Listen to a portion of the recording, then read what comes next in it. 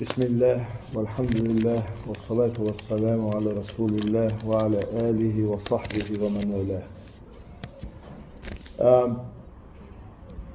I've been trying to think really deep about the why. Why is all this happening? And the analysis that I see in the media doesn't make any sense to me. We live in a world where most countries have bent the knee. They've submitted. No one really dares to poke the hornet's nest, the Zionist hornet's nest, or the US empire. Even powerful nations like Russia and China would not dare to go out openly and defy these two predatory nations. Trying to come to a conclusion is very difficult. What is the end game? What are they hoping to achieve? None of it makes any sense. Is it the Ben Gurion Canal that they want to create? Is it the gas fields outside of Gaza? Is it the new road and seaways that they want to create to rival the Belt and Road Initiative of China? Is it all about money? Is it about securitization? Is it about the wealthy elites? Is it about the wealthy elites taking over and pushing the rest of us into the margins? There are so many things that don't make sense. But when you see this type of arrogance, this type of entitlement, and this type of bullying, you know that only one thing makes sense. And that is, if you don't resist, if you don't stand up, if you don't fight back, then the bully will trample over you. And on that note, I was very happy to see that Iran rejected the first offer of ceasefire. Even though in the Quran we are told that if the enemy inclines to peace, that we should also incline to peace and rely on Allah subhanahu wa ta'ala. But that instruction comes with a caveat. How often do you trust a treacherous enemy? A treacherous enemy that in the middle of the negotiations launches a war against you and kills your civilians, kills little babies in schools. And then we have governments in Australia who really should have nothing to do with this other than show empathy towards the victims, telling us that we're not allowed to mourn. We are not allowed to mourn people who are dear to us, people who are important to us. And I don't think they get the point. They don't understand that we don't mourn martyrs. We celebrate our martyrs. They don't get the point. But this is something that they give for public consumption. That we are in control. An element of it is dog whistling as well. And an element of it is appeasement of a powerful lobby that is totally and completely feral and insatiable. Some people think that America launched this war to distract people from the Epstein files. I think it's the other way around. I think the Epstein files are distracting the world from what the empire is trying to do. I think it's the other way around, because we can see that there's very little accountability in America. After some of their Congress people seeing the unredacted version, seeing images of cannibalism, seeing images of murder, images of raping little children, They've seen all that. The rest of us don't see it, but we hear about it. Where is the accountability? That class of people, that wealthy class of engineers of world direction, are protected by a very powerful media class as well, which is owned by the very elites that influence our voting patterns. I see it as the death of American-style democracy. American-style democracy is dying. For a long time, I've seen democracy as an illusion to protect the wealthy elites, to give the ordinary person the idea that they don't need to rebel against the king because the person in charge can be replaced at the next election.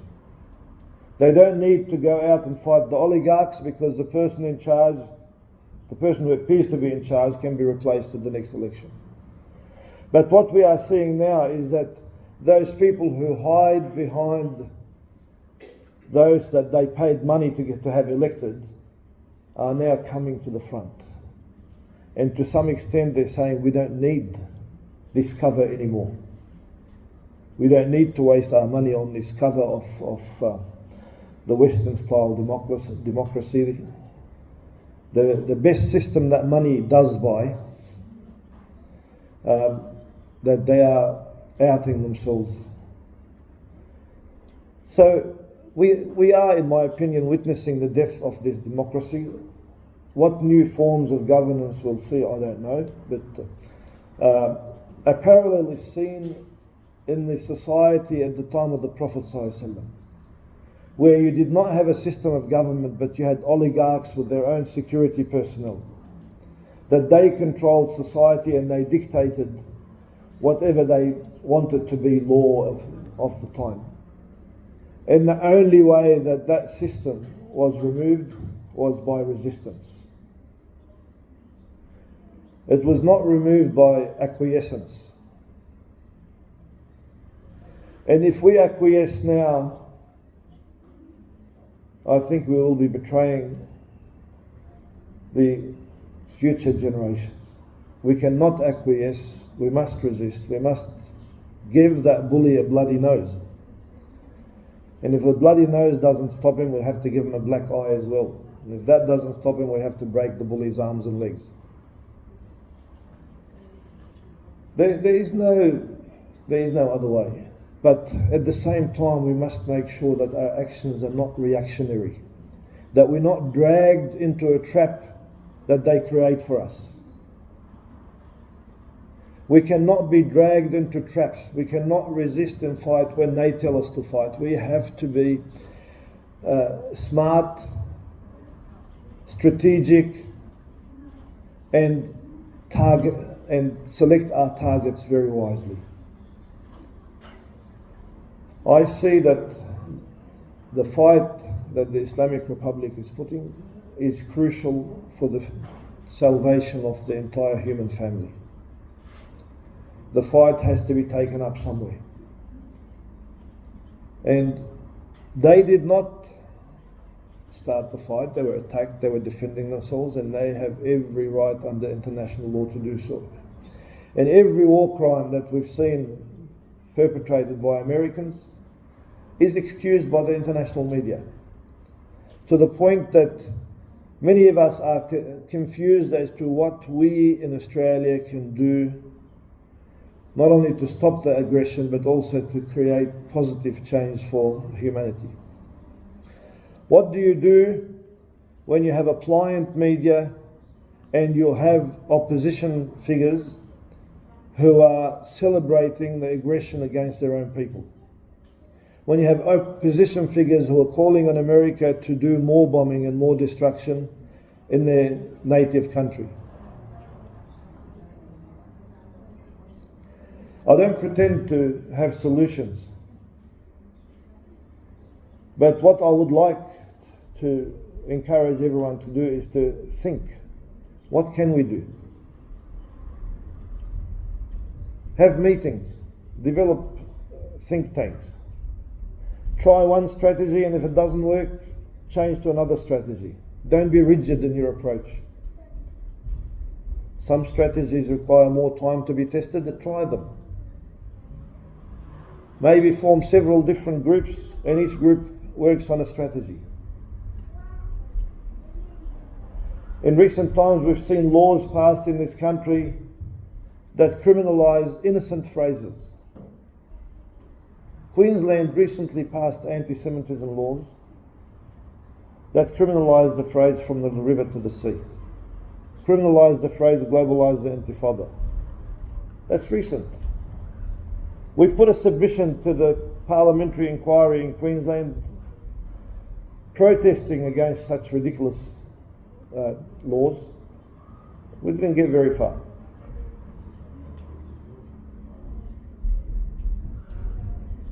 The whole country is jumping up and down to try and appease these global elites, which at the moment come in the disguise of Zionists and combating anti-Semitism.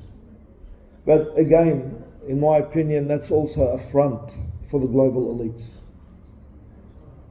That Israel is really nothing more than a US military base.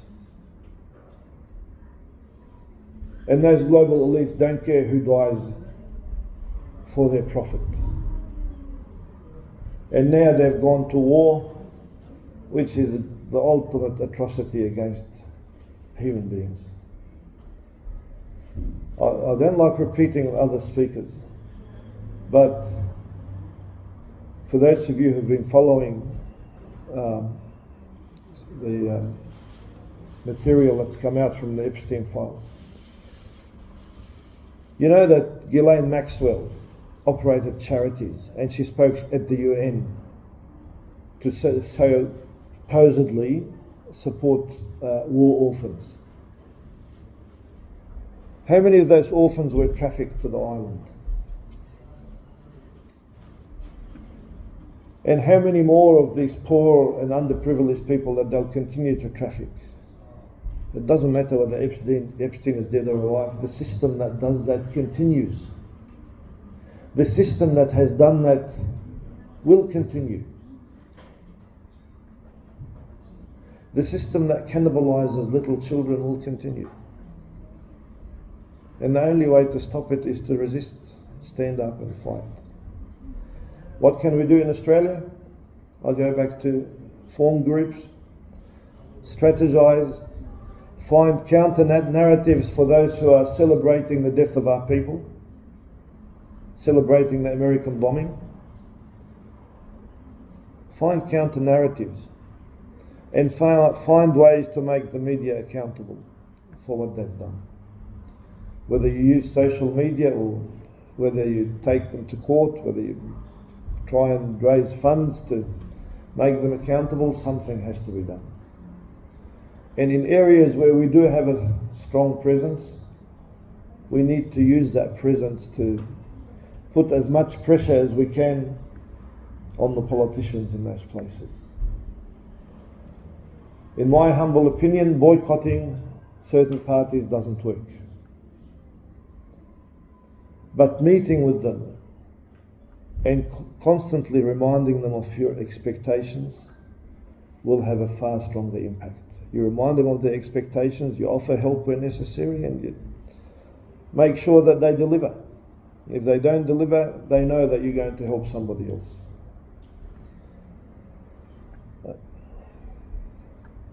I've gone for 14 minutes, sorry about that. Somebody hasn't reminded me. Okay, thank you very much. I've got another 5 minutes. You know that in the part of Lebanon I come from, 5 minutes means 5 hours, so thank you. I don't think it's all about money. You know, and I don't think it's religious. Because the Zionists in Israel don't really believe in God.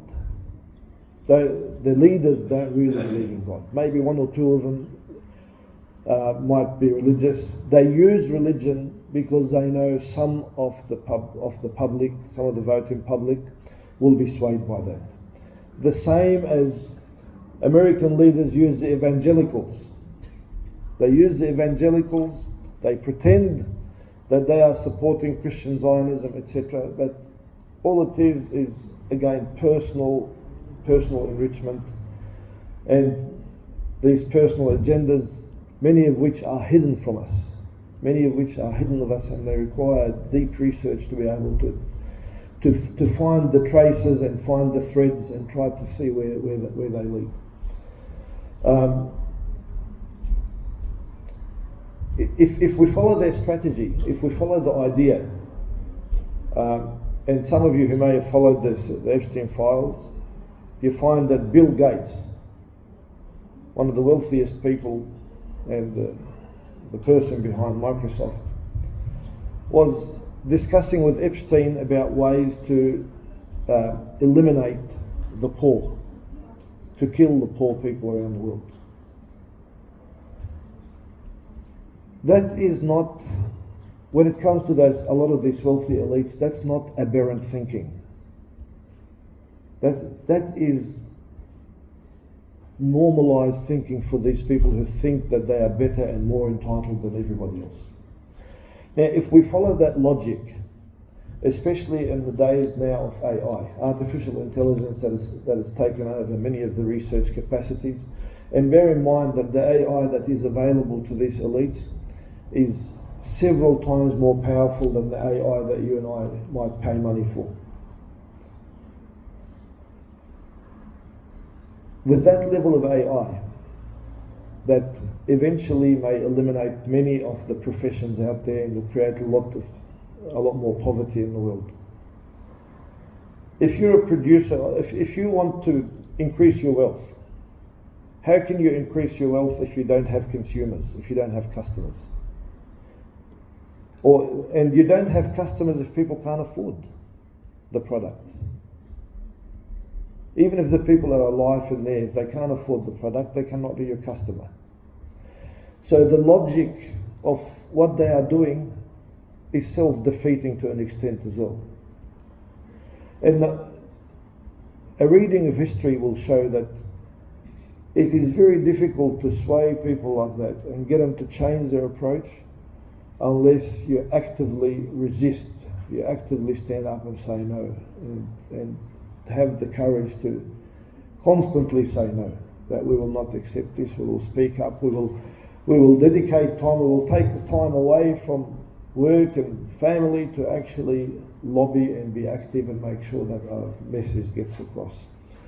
Now, some of you may know that there's going to be a Royal Commission into anti-Semitism. And the Royal Commissioner is a High Court judge who has adopted the IHRA definition of anti-Semitism, which is a really gross, broad-based definition that even some Jewish groups, even the person who wrote it, does not agree that it should be adopted.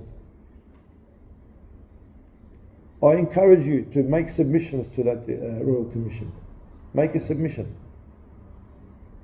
I've written a draft submission, I haven't gone through it yet, but you've got till the end of May to make submissions. If you want a sample, I'm happy to share the draft that I've got with you. Be active and be aware and get involved in these things. Even if they don't get the result that you want, at least it's training for you to actually be able to get involved in the issues that are important. And even if you don't get the result from the submission that you make, you will win a lot of respect from the decision makers. So this is coming up, this Royal Commission. Recently we had the combating right-wing extremism, which I don't know if anybody's aware of. There was a parliamentary inquiry on that. The organisation I'm with made a submission to that. Being active and getting involved in these things is very, very important. And making sure that you take the time to make political representative accountable. Now, this is not about emotions. I think we've reached a stage where your actions actually do save lives. It's not just a feel-good situation. That the actions that you take will save lives. Keep that in mind, that if I do something, I am going to save lives somewhere. I'm going to make these leaders think that it's not just going to pass, that I'm going to irritate them. I'm going to contact them, send them letters. I'm going to be on their case until I see a change. Sorry if I come across as a little bit slow. I haven't had much sleep in the last couple of days. We had events in Brisbane and I've just come back 3 hours ago. So it's sometimes energy levels drain. But the other thing that I find is that some of our organisations tend to be a little bit timid, and a lot of the time they don't say what needs to be said. And in my experience, decades working in the community, is that you get a lot more respect when you do say what needs to be said. You are respected far more when you show courage. Not recklessness, not reaction, but actual courage that backs up research and the effort that you put to achieve the outcome that you want. Be courageous, speak up, and make sure that the voice is heard in the right places. Again, thank you for allowing me to go for double the time that I was allocated, and I ask Allah subhanahu wa ta'ala to give us the strength and the courage. And I want to close off with the verse where Allah subhanahu wa ta'ala says that He strengthens those who believe by saying the right thing in this world and after.